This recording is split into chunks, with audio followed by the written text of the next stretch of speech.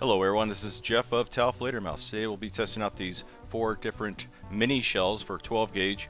I can't say what the company is, not because the company doesn't want you to know who it is, it's because YouTube might think it's, we're promoting the sales of prohibited items.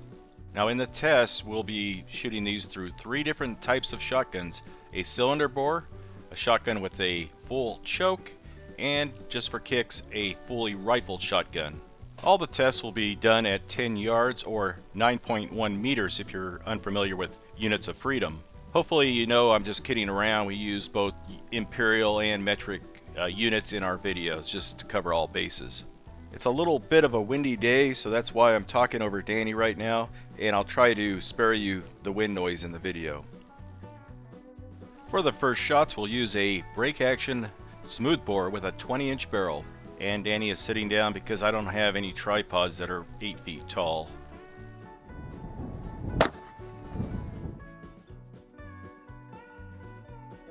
Here we go.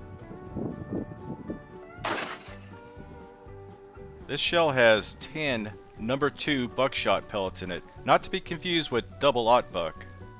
In a home defense situation, you'd probably have a smoothbore shotgun, and it probably wouldn't be much further away than 30 feet or 10 yards or 9.1 meters. Number 2 shot is another very popular option for home defense. These are just a little smaller than a, like an air rifle BB. And honestly, I couldn't tell you how many are in the shell, but probably a couple hundred of them. Let's see how they do. Here we go.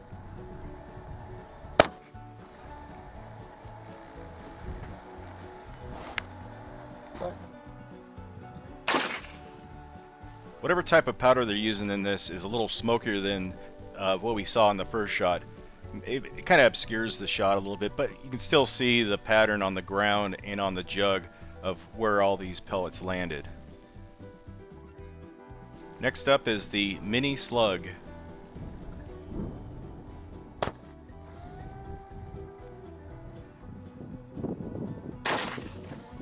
Danny was aiming at the center of the label of the water jug. It just hit a little bit low, but all in all, not too bad at all.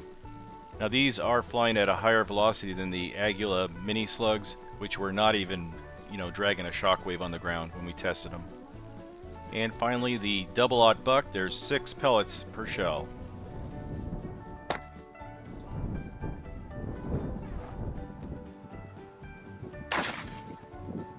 The 6 pellets of double-aught buck had very reasonable spread.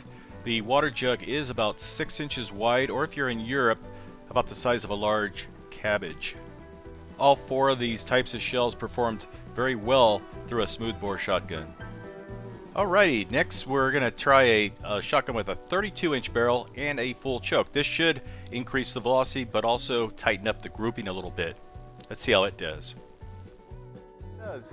I'm ready. All right, here we go.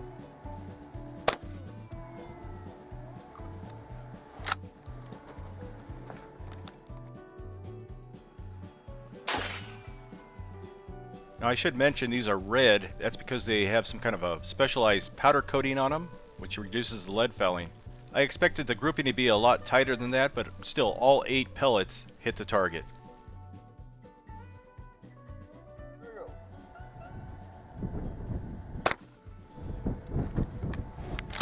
Here we go.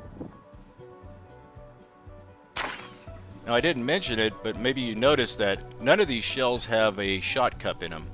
And as you probably know, the purpose of the shot cup is to keep the shot from immediately spreading as it leaves the barrel. It kind of rides inside the shot cup for, maybe 5 yards before it starts spreading out. And despite not having a shot cup, the pattern was still pretty tight. Next up, the Mini-Slug.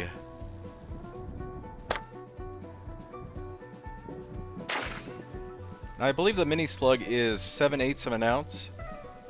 You probably noticed the shockwave being kicked up. We did not see any shockwaves being kicked up with the Aguila, or Aguila, however you say it, mini shell slugs. These definitely perform much better than the Aguilas. Next up, the green powder-coated double-aught buck.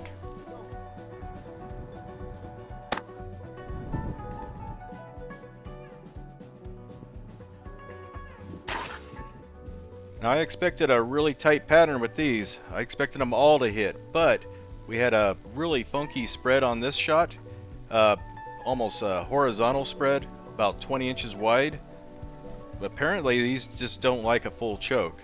They performed great through a cylinder bore though. Next we'll do all 4 tests with a rifled shotgun. Something hit it. I'm surprised.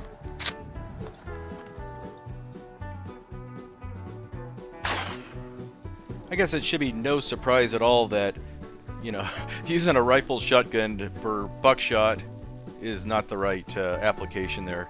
The spread was just all over the place. I mean, there might be some kind of application where you need a 3 or 4 foot spread at 10 yards, but I can't think of any offhand. Now let's see how the number 2 shot performs through rifling. Here we go.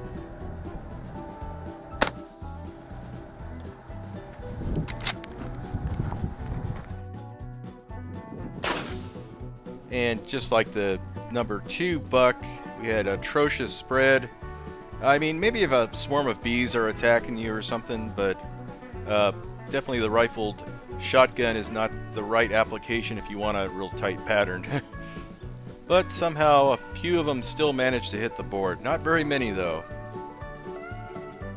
Let's see how rifling does with a solid shot, the Mini-Slug.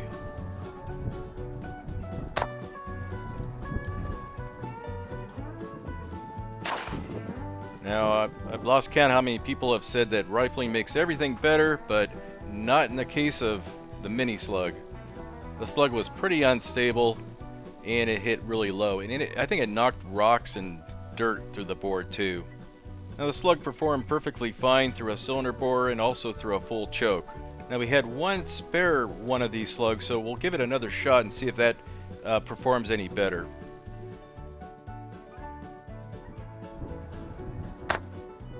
That's better. As you can see, Danny had better luck on shot number 2. I think he was aiming a little higher, but still the slug is kind of wobbling around, kind of funky. But we had much better luck on this shot. And you will notice on this shot we're dragging a pretty prominent shockwave along the ground. Now this does have a 24-inch barrel. If you're using one of those little shockwave mini shotguns, you might still be able to get supersonic speeds out of that. And last but not least, the double-aught buck. 6 balls. 6 balls. Let's see how many actually hit the target with a full rifling. Okay, I'm ready.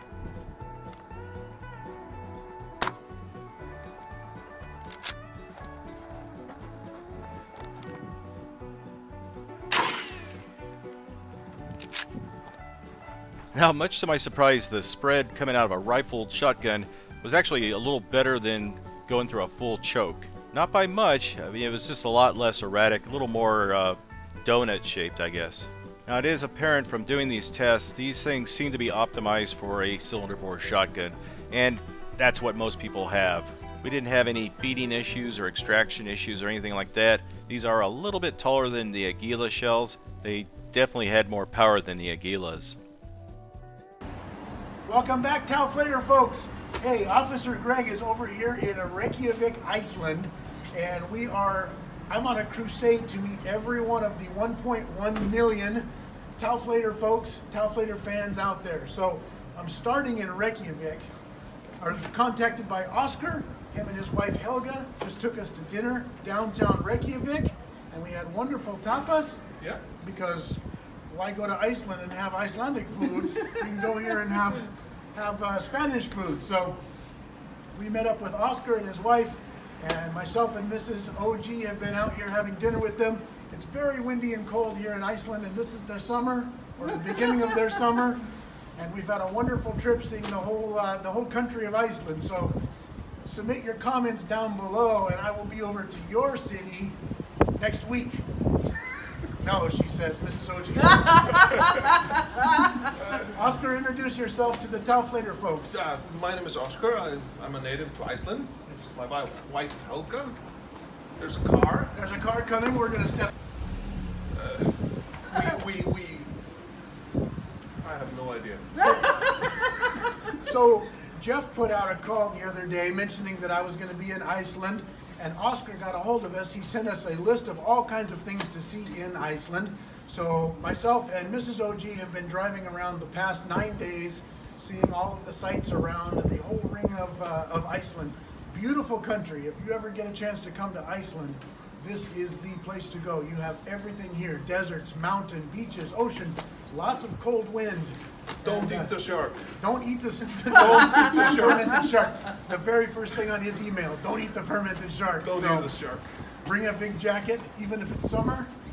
Helga, where's your jacket today? On him. On him. Me, because I'm staying. He's staying.